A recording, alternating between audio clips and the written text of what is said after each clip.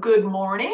Thank you for joining us for the 2021 American Horse Council Annual Conference being done virtually.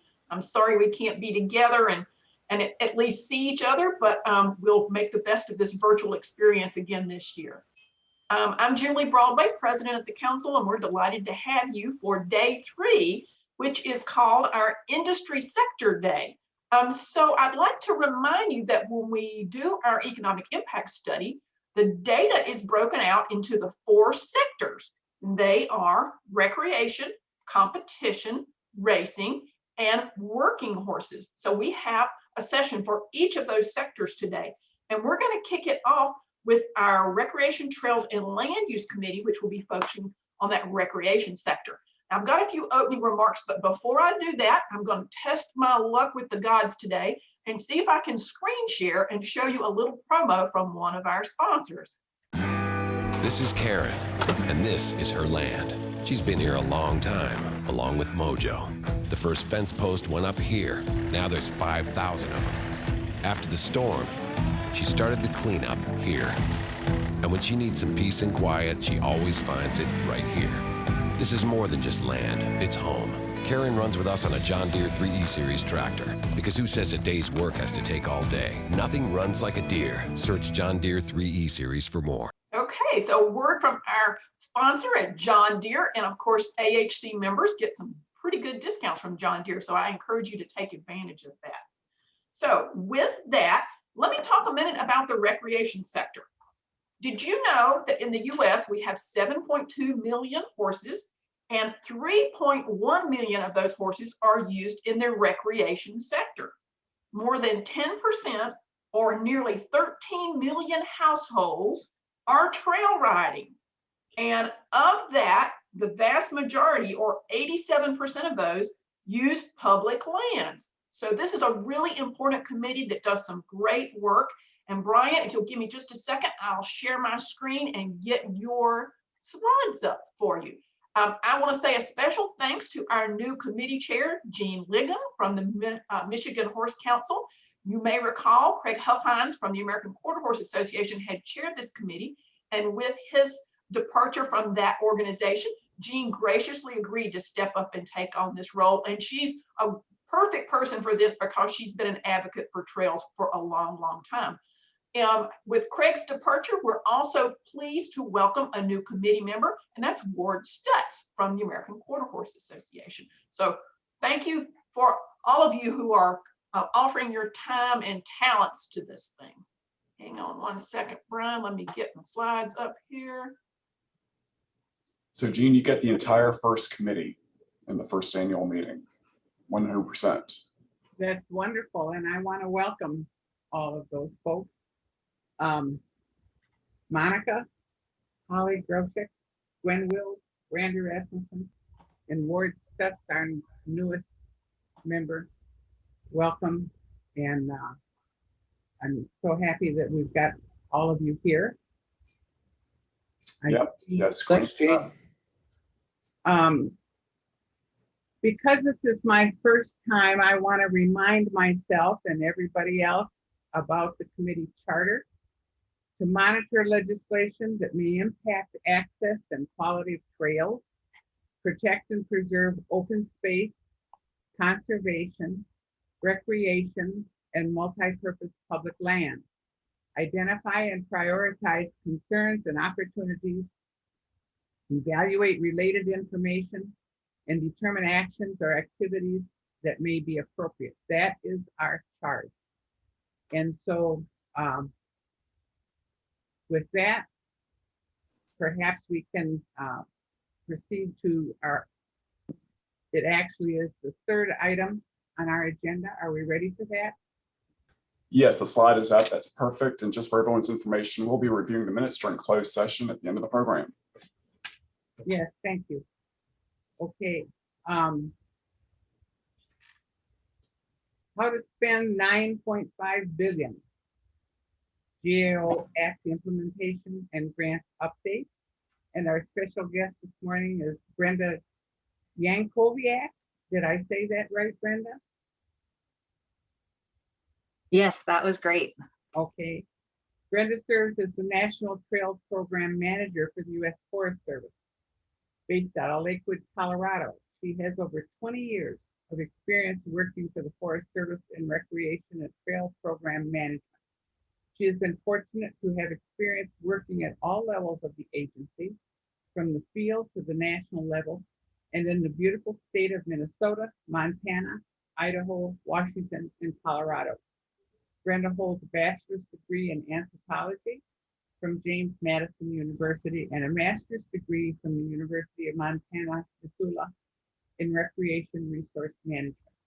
She grew up riding and training horses and never passes up the opportunity for a field trip on horseback. And I will say hint, hint. She also loves playing guitar and is an avid outdoors person who enjoys most every form of recreation, especially when joined in activities by her husband and 2 daughters.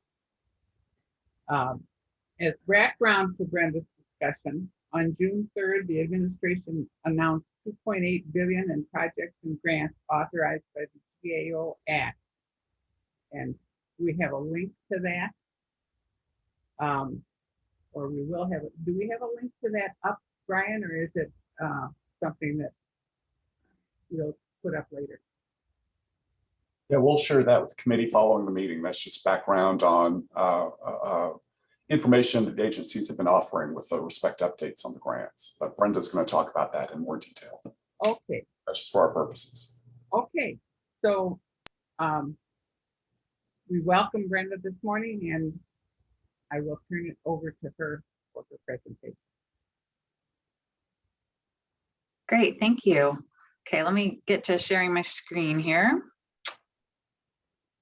I do have a few slides, so I think I have 30 minutes total for this session. So I was thinking I'd talk for about 15 to 20 and then have about 10 or so minutes for discussion. Yep, that's about right. Okay. See your presentation. That's very good. All right. Great. And I have talked to many of you before. So, and I believe about the Great American Outdoors Act a few months ago on another webinar. So some of this may be duplicative, but I did, when talking with Randy Rasmussen about preparing for this, he did suggest to provide a little bit of background information for folks who may not know about the act. So there, just for your awareness, there may be a little bit of duplication here, but I'll try to put a new spin on it, make it more interesting.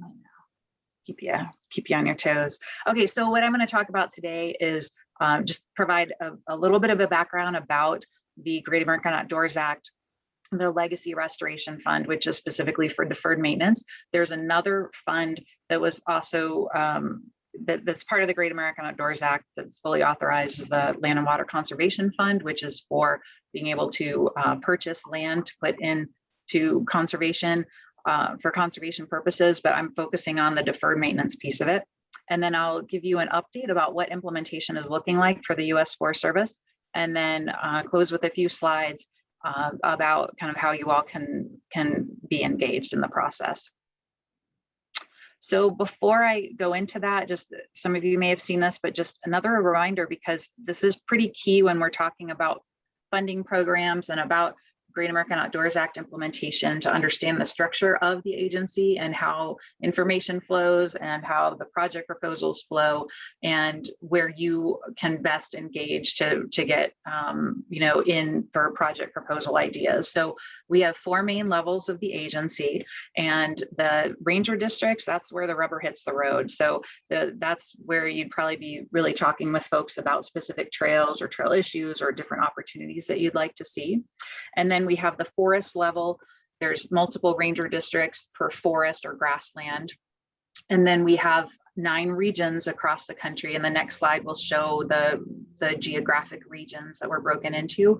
And then we have the national office, and that's where I work, is at the national office. So I help to coordinate activities and things across those different regions. And then the regions in turn talk with the forest and grasslands, and then the forest staff talk with the ranger districts. So here's a map showing the geographic regions, and you don't have to memorize this. I will have another slide when I talk about the funding breakdown that has this map on it as well. But basically we refer to them by region number, but there's also, I probably could update this to show like the northern region or the southern region, but this just gives you that idea. Region 10 is Alaska, region 5 is California. Those are pretty easy ones to remember. So a little bit about this, the Legacy Restoration Fund, or what we refer to as the Deferred Maintenance Fund. So again, this was the Great American Outdoors Act was passed last August. And basically what it does is it takes the 50% of the revenue that comes from oil and gas and renewable energy receipts from development on public lands, puts that into this new funding source that the agencies can tap, land management agencies can tap into to address their infrastructure needs. And huge thank you to so many of our trail partners that lobbied to get the Forest Service involved in this, because initially it was really focused on the National Park Service. And so because of their efforts, of our partners, the Forest Service now gets 15% of the total receipts. And I think it's about $2 billion per year is generally what comes in for this pot of funding. So we are expecting up to $285 million per year for the Forest Service for 5 years. And I should note that we're hoping that this is a bill that could be reauthorized, that maybe we could go for another 5 years or keep it permanent. So the Forest Service is really focused on that, on trying to do a super good job of investing in those areas that are really serving the public and improving that visitor experience, so that we can demonstrate that we're very accountable with the funding and what good work it's doing to enable us to better serve the public. So that's our hope. I don't know how realistic that is, but that's where we're going.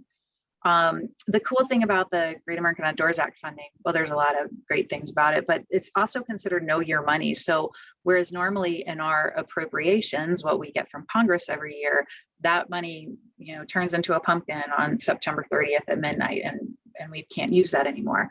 With the Great American Outdoors Act money, we can roll that over across fiscal years. So that gives us a lot more flexibility to do longer term projects as well, and get them done from start to finish. We can phase projects. So currently our deferred maintenance costs in the Forest Service are about $6 billion. I expect that amount to actually go up, because the Forest Service has been actively working to get our data more accurate, knowing that we have this funding opportunity. And for trails, for example, we have we just do a 1% sample of our trails nationally to get an estimate of what our deferred maintenance costs are. And now we have a bunch of trails that we're putting in as project proposals that we need to know the exact deferred maintenance on. And so our totals will be going up, even as we're investing to reduce it. So we can talk more about that if there's more questions.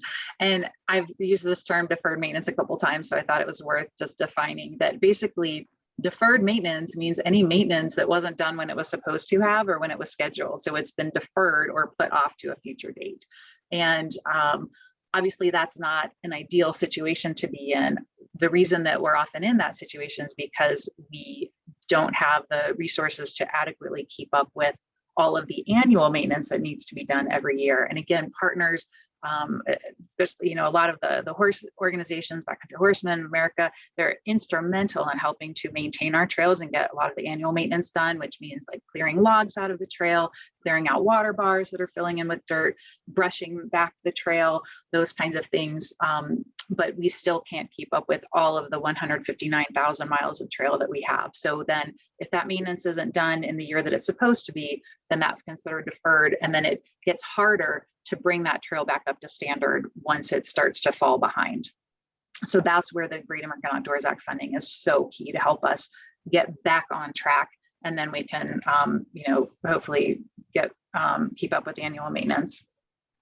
So a couple of guiding principles around how the Forest Service is approaching GAOA implementation. So equitable distribution of funding is pretty key. So each of those 9 regions, I was showing that map with the different colors for the geographic regions. We're really trying to have equitable distribution across those regions. And then also within each region, within each forest, within each district, trying to think about equitable distribution of funding in terms of helping to really invest in traditionally underserved communities. So are we doing our fair share to adequately serve all of the public and to be really thoughtful about investing in these communities that perhaps we may not have been doing so intentionally in the past? So that's a big focus for us as well. There are kind of two pots of money for the Great American Outdoors Act Deferred Maintenance Fund.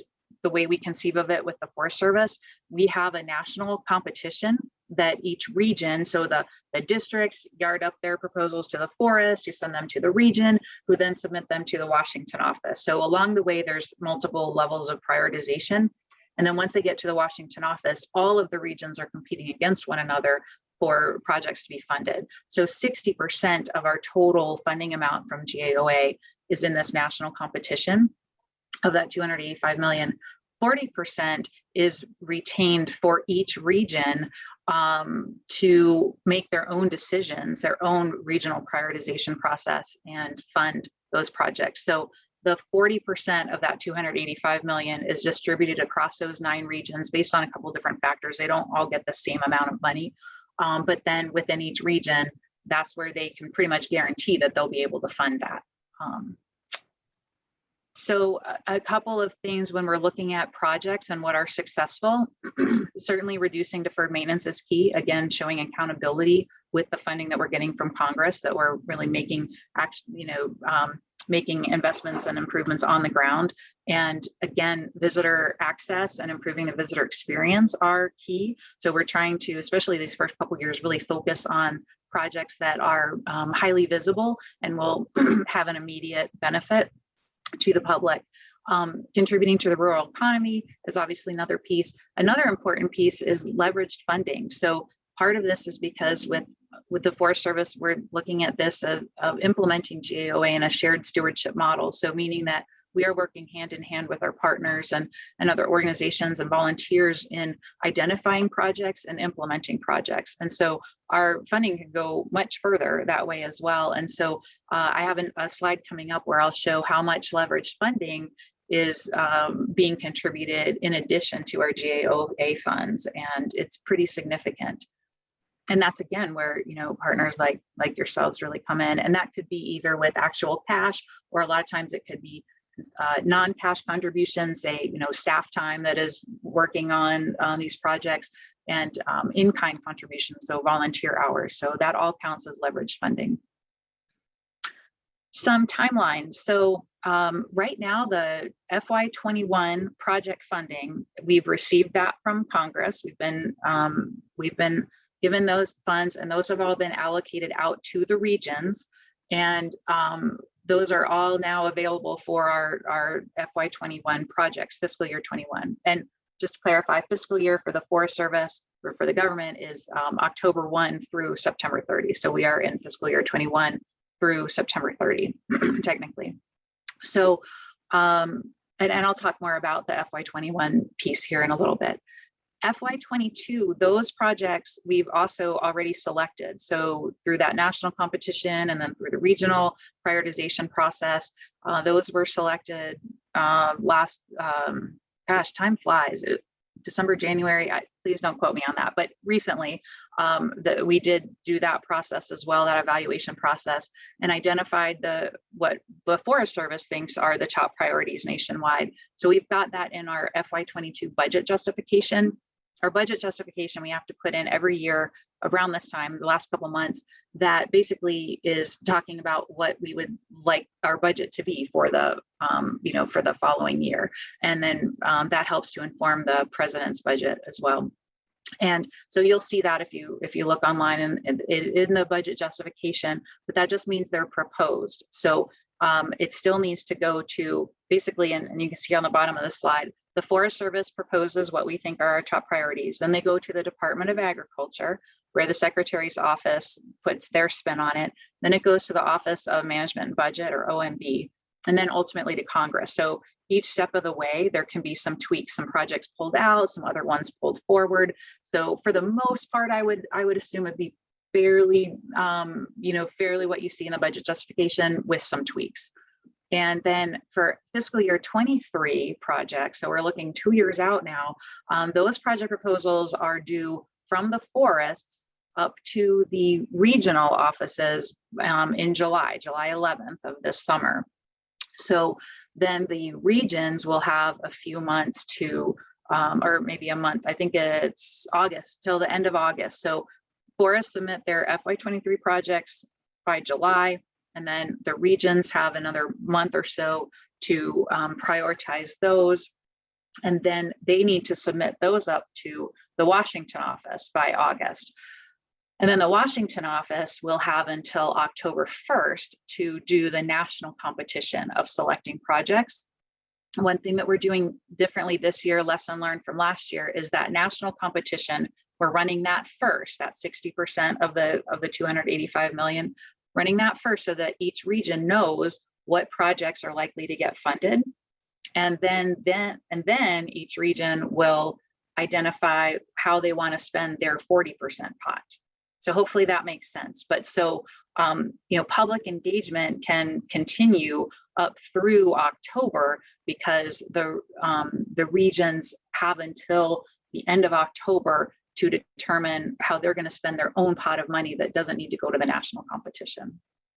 But for the 60% pot of projects that go to the national competition, folks would need to be working with the districts and the forests on proposals if you have input by July.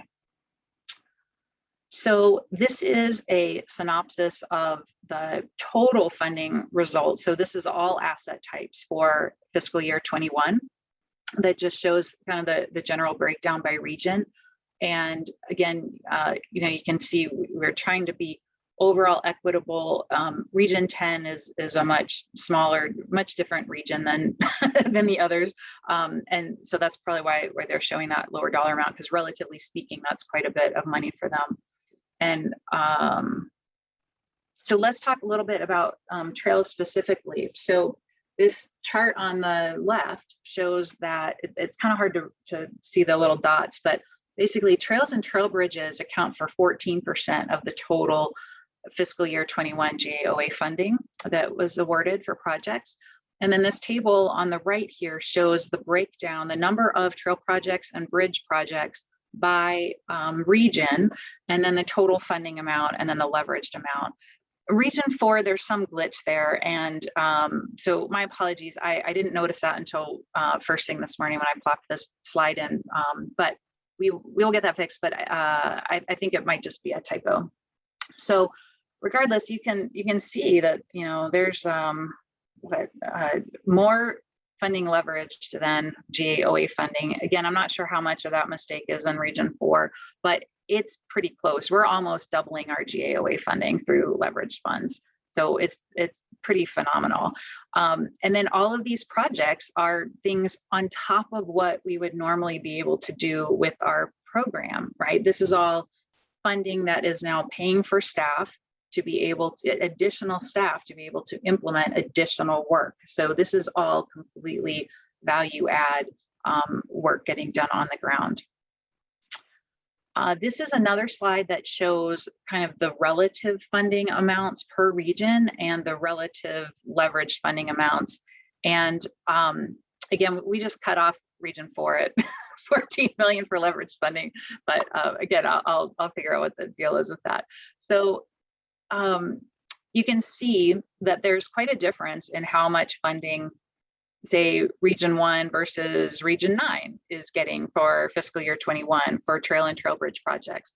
So part of that reflects, well, there's several things. So part of it is, how many project proposals a given region submitted, right? We did fairly well actually with getting our trail and trail bridge projects funded that were submitted. Most of the regions actually left those in the 40% pot, so they didn't even go to the national competition. But that's neither here nor there, I guess. But so what you'll see though is that this is going to change each year. So like Region 2, they didn't submit many trail and trail bridge projects for FY21, but they had a lot in the hopper for FY22. So they're expecting much more funding for FY22. So you're going to see this kind of ebb and flow over the 5-year period based on the regions, the overall spread of the different assets and the work that they're doing. So maybe one region is emphasizing roads and campgrounds in FY21 and 22, and then, working more on trails in the next few years. So anyway, I think it's kind of interesting to see this graph though. And then, so an overview of what implementation is looking like across the agency. So nationally, again, all of the funds have been distributed out to the regions, and each region is in a little bit different spot depending on their own situation and staffing levels. But for the most part, the agreements are signed and executed for partner work on these projects. We are, let's see, we've onboarded 85 individuals so far into new positions that are funded through GAOA. And the majority of those individuals are new to the agency. And then we have another 50 some in the hopper. In the process of hiring another almost 60 positions. So that is really good news. A couple of the regions, like Region 1, which is basically Montana, North Dakota, portion of Idaho, they've already filled their seasonal positions that are funded through GAOA that will be working specifically on projects. Region 6 hasn't, they're not yet able to hire. So again, just different situations, but for the most part, I mean, things are moving very much out there. So 2 types of positions being funded through GAOA. The Forest Service and Park Service kind of agreed to a certain amount of money that would be taken off the top for I guess overhead may be the word, but support positions. So like extra people to help out with contracting, with grants and agreements, with engineering, landscape architects. So folks that are more of a regional resource or multi-forest resource that can help with multiple GAOA projects on the ground. And then we have individual project staff being hired. So there's, yes, a lot of staff coming on. Let me see, I thought I had another note I wanted to, several regions are establishing strike teams to support implementation as well. So at the regional level, they'll be hiring positions that would be support and or the project implementation. So that's kind of a neat process going on. And then there's, for public engagement efforts, each year we've been able, FY21 and 22 came and went really quickly. So FY23, hopefully you're seeing more intentional and focused public engagement efforts around GAOA, since we are not under a really crunch timeline. There's a communication and outreach plan and toolkit that our national GAOA strike team has developed to support regional efforts. Local units are working with tribes and local government and partners to get feedback on projects. Region 5, for example, has a sustainable outdoor recreation coalition that is comprised of regional stakeholders, and they've been hosting meetings kind of in different zones throughout California. Similar in Region 6, they've been working with trail partner organizations. And Region 6 also recently completed a blanket purchase agreement for trail construction and maintenance. So that will significantly streamline our ability to for purchasing supplies and getting contracts done. And I just have a couple more slides, so I'll wrap it up here. Just for your awareness, there will be an online dashboard that will show accomplishments nationally. I'm not sure at this point how specific it will be to different asset types. One thing that we're working on for the Trails program is to put together an infographic that will show the impact of GAOA investments on the Trails program and put it in perspective. How much of the GAOA funding, what is that compared to our regular allocations, annual allocations, trying to kind of put it in context and show how much of the impact it is and how meaningful it is. So a couple of ways to get involved. So one, as I mentioned, really, really critical to touch base with the local districts, the local ranger districts, and or the local national forest or grasslands that you're interested in, and find out what the public engagement efforts are in that area and how to get dialed in.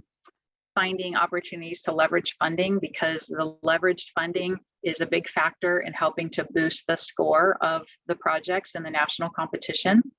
and data collection. So that is, we are actively trying to figure out how to very efficiently and effectively get better data on the status of our trail bridges and what work they might need, and then a bunch of our trails. So any opportunities to help and get trained up as a trail bridge inspector for major trail bridges, collect trail condition data. Those are some ideas. And then lastly, there's always opportunities for seeking out other funding sources to match GAOA, so not just direct contributions, but also if there's other grant opportunities and things. And then helping the local unit understand the priorities for the trails. So we're really trying to encourage folks to take a holistic look at the suite of recreation opportunities, say in a recreation corridor. So look at the road and the condition of the road that would lead to the campground and the trailhead that leads to the trail.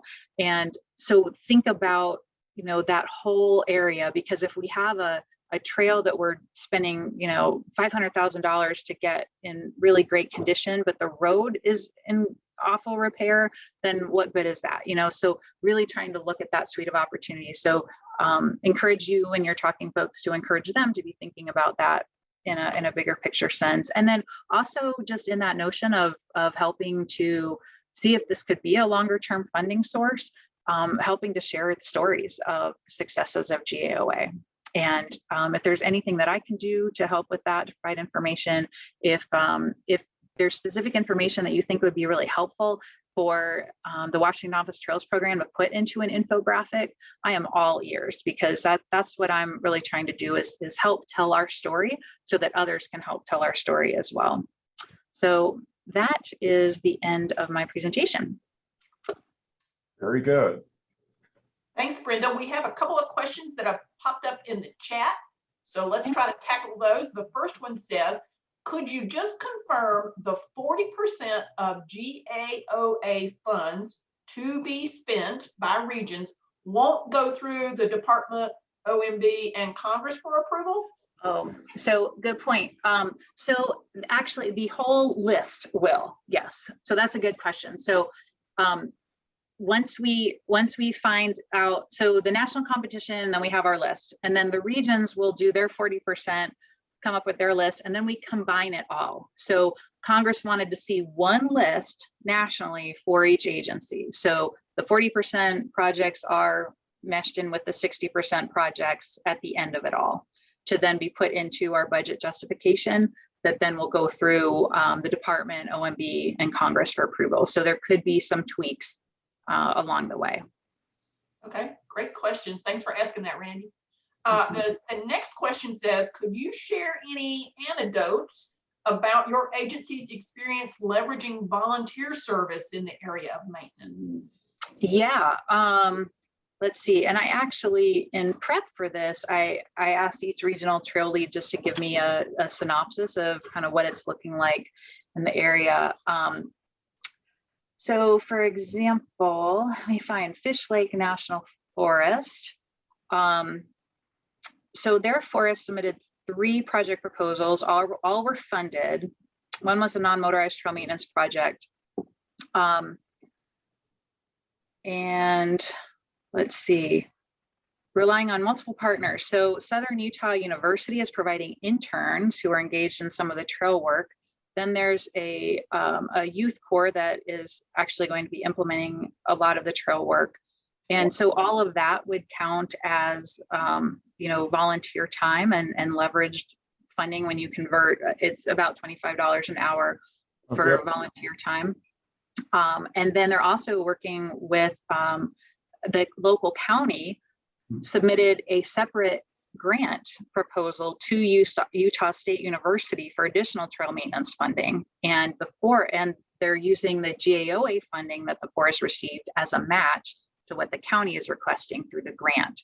So, I mean, there's just, there's all sorts of examples like that out there of being able, because now we have the GAOA funding, it enables our partners to say, we've already got this funding towards this project. Funders funders want to invest in winners, right?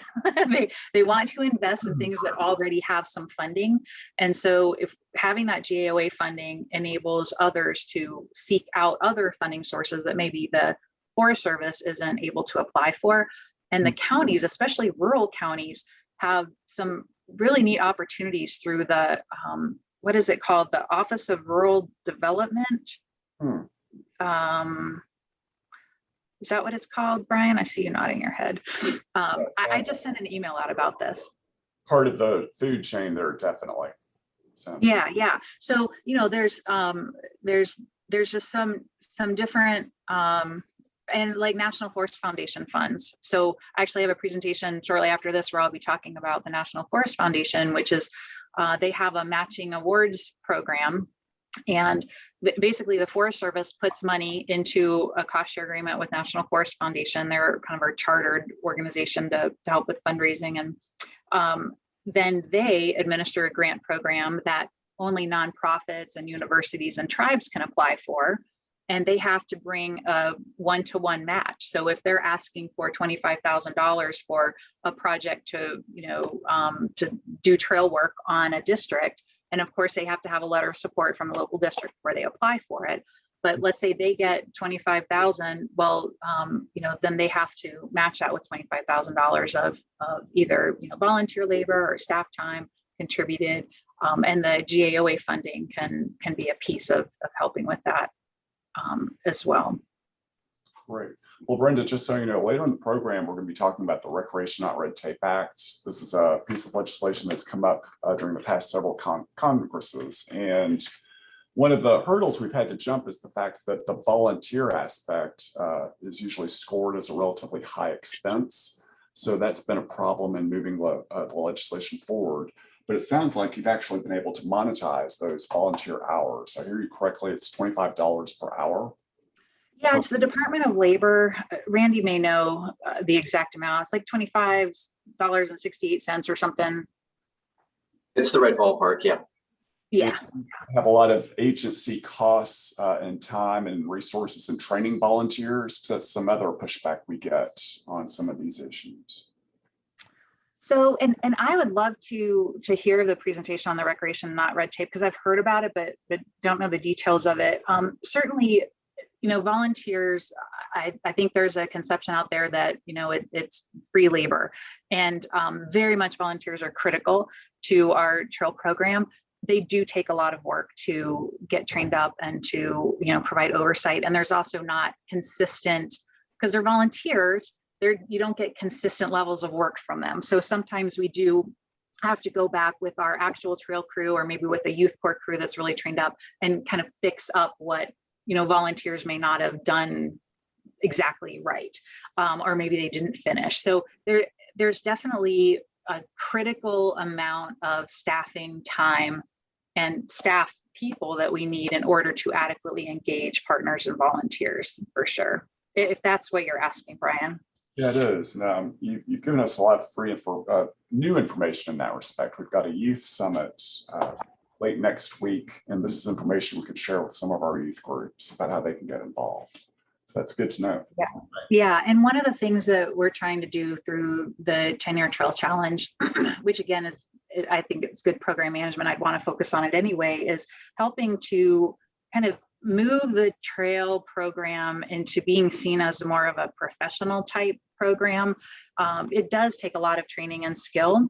And so having our staff be consistently trained and high level of skill, and then as well our partners and youth corps groups, that's one thing that we've been talking about is, you can get youth corps groups and they'll put a lot of time into the trail crew leaders and stuff, but there can be inconsistency versus, say, a forest account or Forest Service trail crew that we know we've got them trained up and dialed in.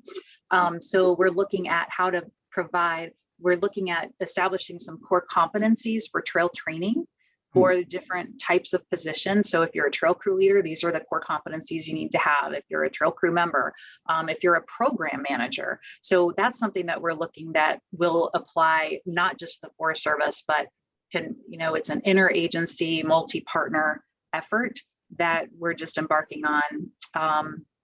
And I think that will then make the work that is done be more effective, and thus we're more efficient with our time, and thus we can get more trail work done with the resources that we have.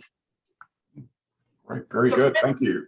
Brenda, I've got two things real quick. One, we've had a request, if you could put up your last slide so they could see the website for the Q&A, that'd be great. And meanwhile, Randy's had his hand up and I want to recognize him, but I also want to say, Randy, you make sure I'm clear. I'm looking at the last economic impact study, and it says that Backcountry Horsemen of America have volunteered over 340,000 hours a year to help Wow. maintain trails. Well, if I use Brenda's figure of $25 an hour, I mean, that's over $8 million worth of volunteer labor right there. So is that sound about right, Randy? It's an amazing number. Yeah, no, that's in the ballpark too. And the volunteers, men and women of Backcountry Horsemen, have consistently over, decades done that kind of level of work in the tens of millions of dollars sometimes each year. Of course, this last year was a little bit less. But yeah, the hundreds of thousands of hours is in the ballpark. And I think that number you cited is probably from 2019, I believe. Yeah, no, thanks for that shout out too. But yeah, no, Brenda, hey, thank you so much for joining this audience and telling us about GAOA, because this is really an exciting time, to be in the agency, to be in your position and for trails.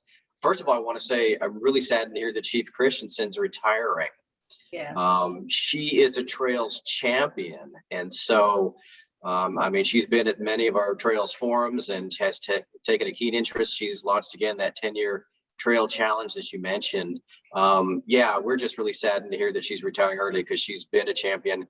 But what an exciting time too to be there, and you're the perfect person to be in this role. So thanks. You mentioned 14% of fiscal year 21 monies is being focused on trails. That's huge in the scheme of things. I mean, that's exciting because, contrast to that, our friends at the National Park Service, where very little of their money is going to actual trails, be it front country or back country.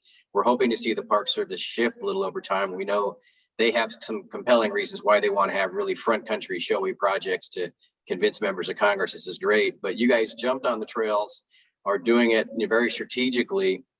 I'm thrilled. I had a lot of questions, but I'm going to not take up too much time. I did want to show you one thing in terms of advertising. If you don't know what to do with that money, if there's some surplus here, there's a sign behind me I want to show you.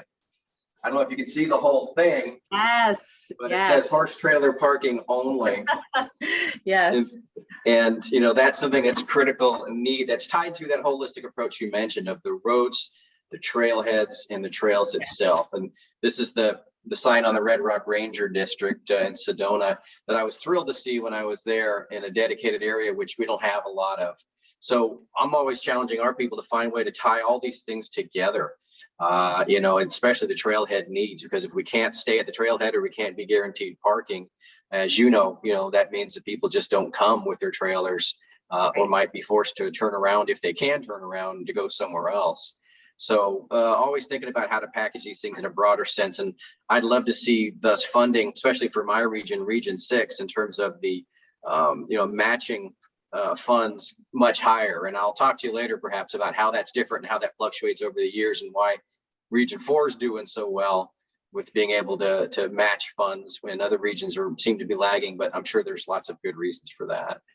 Yeah, I'd love to talk more about that. And I love the plug about the horse trailer parking. And that reminds me, if I could just take 1 minute just to give you an update on the horse camp issue that, Let's hear that, please.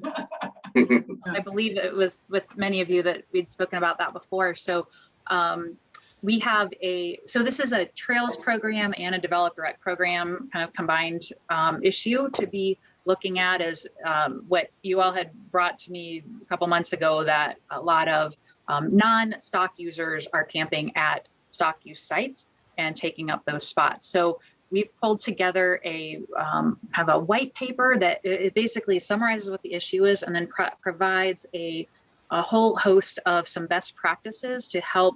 Then we can share that with the field, and then they won't have to all be recreating the wheel. And then you all can also point to that, the best practices as helping to make that happen on your district. So Jasmine Castillo, she's a resource assistant, basically an intern with the trail program that's been heading this up. and she'll be presenting a draft of the, the first kind of brain dump of some best practices to the regional developed recreation program managers, July 8th. Get their feedback, incorporate that, and then we will share it out. It'll just be a quick talk at the meeting, but then we'll share it out with them and with yourselves. So I guess, Randy, I'll probably send to you, and then you can distribute as you see fit, just to have an opportunity for you all to look at it and provide some feedback. Are we covering the main things? Are there any other nuances that we need to be addressing? Are we hitting the mark? So expect that around, I think July 8th is a meeting, so expect it like early to mid-July that we'll be sharing it out, and would love to get your feedback to make sure that we're, meeting your needs. Great, thank you. That's fantastic. Excellent. That Thank you, Brenda. that is wonderful news, because it's a problem we are all facing, that particular one. So thank you for that. And are there any more questions? If not, I want to thank Brenda for a very informative and helpful session. And now I'd like to turn it over to Brian to see what he has to say about some bills that are moving through Congress as we speak that may be helpful to the horse community. Great, thank you, Jean. So just to wrap up the conversation about the Great American Outdoors Act, just to reiterate things I've said in the past, we've worked on different iterations and portions of this bill for the past 3 years. So we really can't underestimate the impact that its passage has actually had. And it's great to have boots on the ground agency leaders like Brenda on our calls to talk about the actual available resources that are resulting and flowing from our effective advocacy. So this is really interesting news. We did have a webinar back in March, but a lot has happened and has been happening, which is unusual in Washington to get things moving that quickly. There's also other trails legislation moving this year because of the far-reaching nature of the Great American Outdoors Act. You'd think that Congress would actually slow down on the trails front. Fortunately for the horse industry, that's not actually been the case. In recent weeks, lawmakers have trotted out some familiar bills from the last Congress that didn't cross the finish line.